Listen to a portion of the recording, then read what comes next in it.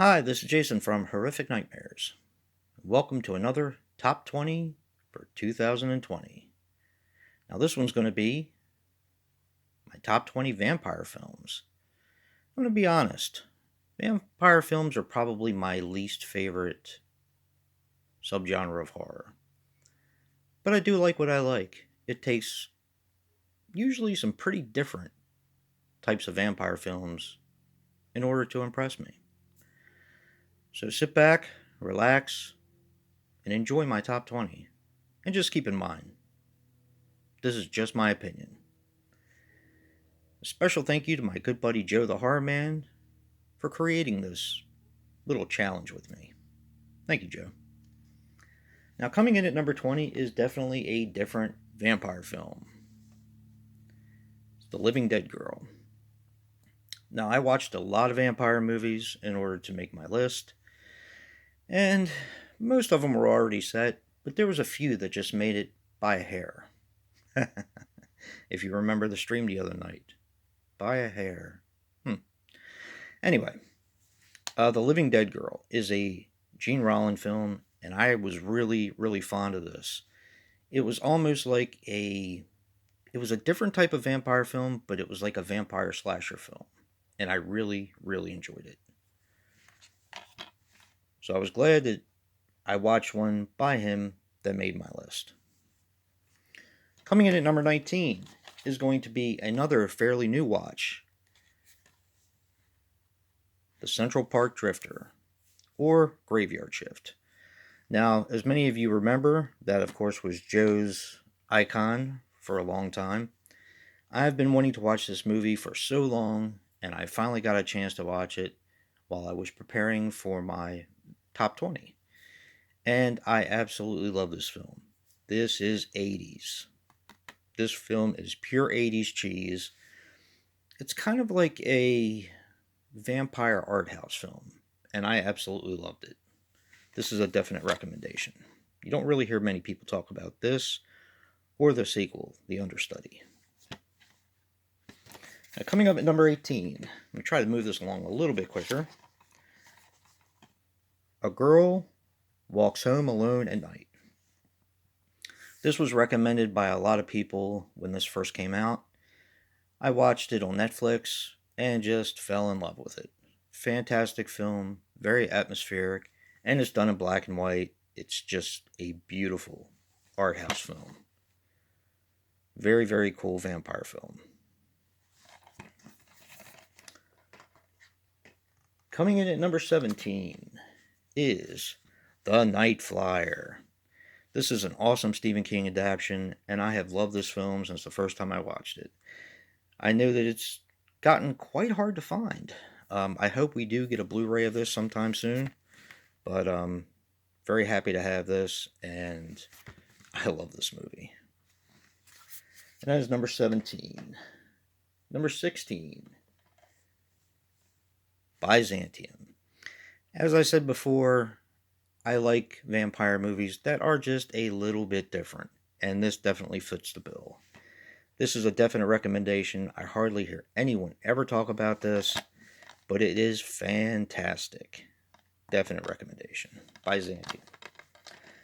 All right, coming in at number 15, we have Blade. Superhero and vampire film. What more can you ask for? I actually like the trilogy. I enjoyed the live action series. I like the anime cartoon, which I also own, and it's just fantastic. Wesley Snipes was made to play this role. That is number 15, Blade.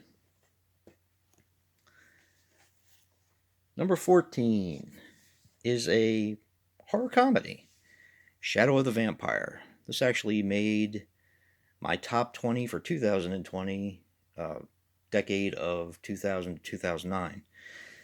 I love this film, always have. This is just a funny, quirky movie. That is number 14. Coming in at number 13 is probably going to make some people mad, but it's my list. And that is Let Me In. Most people prefer Let the Right One In. I do like that film, but this is in English. Not that I have a problem reading subtitles. I love foreign films. I just like the characters in this just a little bit more. Even though they're basically the same characters. I don't know. There's just something about this movie that grabs me. And I've always liked Richard Jenkins, who plays a really cool part in this.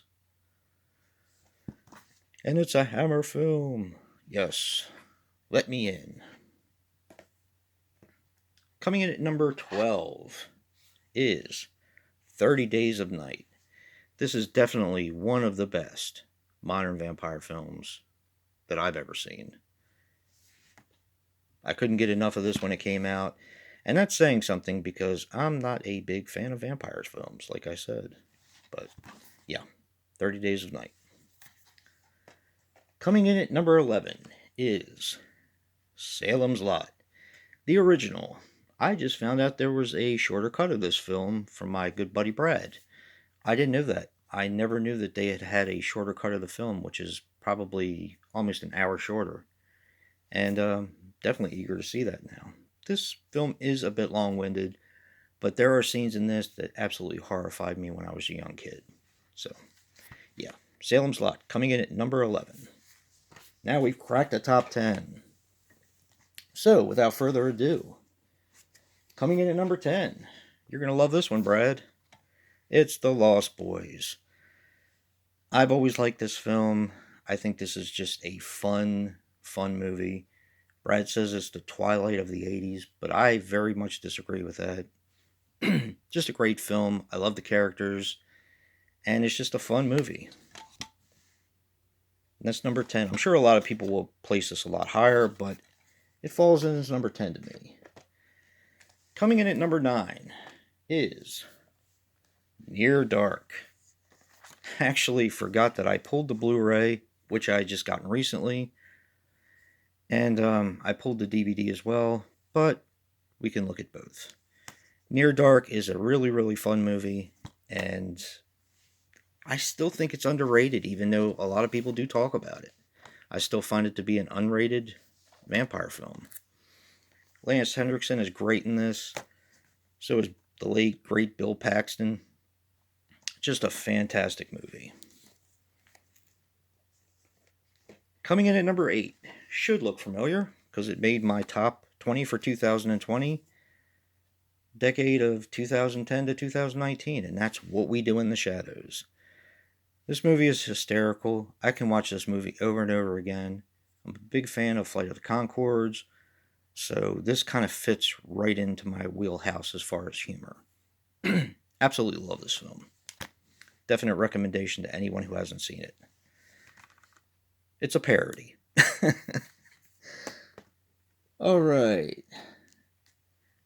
Coming up at number 7 is The Vampire Lovers. Now, I also love The Twins of Evil. That would have made my list, but I do not own it. That is not a honorable mention. It's just a fact. Ingrid Pitt is one of the most beautiful women that have ever lived, and she is just amazing in this. This is a fun movie. Definitely recommend this one if you haven't seen it. And I'm pretty sure it was cheap at one time with Scream Factory. So yeah. And coming in, also a Hammer film, at number 6 is The Horror of Dracula. Now, I love all the Dracula movies, the Hammer Dracula movies. It was hard to pick one out. I almost went with Taste the Blood of Dracula. I almost went with Dracula AD 1972. I thought it was a very fresh spin. But The Horror of Dracula is just where it's at for me. Just a fantastic movie. So, yeah. The late, great Christopher Lee. R.I.P. Now we're in the top 5. And coming in at number 5 is From Dusk Till Dawn. And the crappy sequels. No. From Dusk Till Dawn really, in my opinion, put the vampire movie back on the map. And it's just a great movie that I can watch over and over again. I love the cast. George Clooney, Harvey Keitel, Juliette Lewis. It's just a fantastic vampire film. Danny Trejo, Selma Hayek, the list goes on and on. Just a great, great movie. Coming in at number 4 is the original Dracula with Bela Lugosi. Now we have Nosferatu, which almost made my list, but I disqualified it because it is basically a retelling of Dracula, except for they got away with it. And then they got sued. So as part of my list, I disqualified it because of that. And this is the one true Dracula for me. Bela Lugosi. Amazing. Amazing movie. Coming in at number 3 is Interview with a Vampire. I don't really talk about this one much, but it is one of my favorites of all time. My wife and I actually went to see this for our very first anniversary, and we stayed at a bed and breakfast and antique hotel. Really have very fond, special memories of this period in time. And I love this movie. My wife, not so much, but she really didn't like this film, but I absolutely loved it, and I thought it was brilliant, which is saying something for a vampire film for me. And that is number 3, Interview with a Vampire. Number 2, apparently this movie is overrated, but I don't think so, and that is Fright Night. I love this film. Every time I watch it, I like it more and more, and I've probably seen this movie 100 times. It's just great. I know it's a knockoff or a homage. They pay homage to Hammer in this movie, but I love this movie. And Jerry Dandridge is a great vampire, Brad. Yeah. Fright Night, coming in at number 2. Fantastic movie. Which leaves my number 1. Anyone who knows me, this really shouldn't be a surprise. And that is Subspecies. Actually, Subspecies, Subspecies 2, Subspecies 3, Subspecies 4, and the Vampire Journals would have all made my list, but they're part of the same franchise, so I could only use one. And for me, it's the original. I love Radu as a vampire. I think he's brilliant. This movie has Angus Scrimm in it. A very interesting dynamic with his father, with his mother, who's a witch, and with his brother. Yeah, this movie is just fantastic. I love this movie. I can watch this over and over and over again. It's so atmospheric, and it is brilliant. The guy who plays Radu, even though he's not that great of an actor in some of the other things he's done, he was born to play Radu, and I cannot wait to see part 5 of this franchise. And that's it. Subspecies at number 1. Hope you guys enjoyed my list. Stay tuned for the drawing of our next theme. And if you like what you see in here, hit that like button and subscribe. And until next time, peace.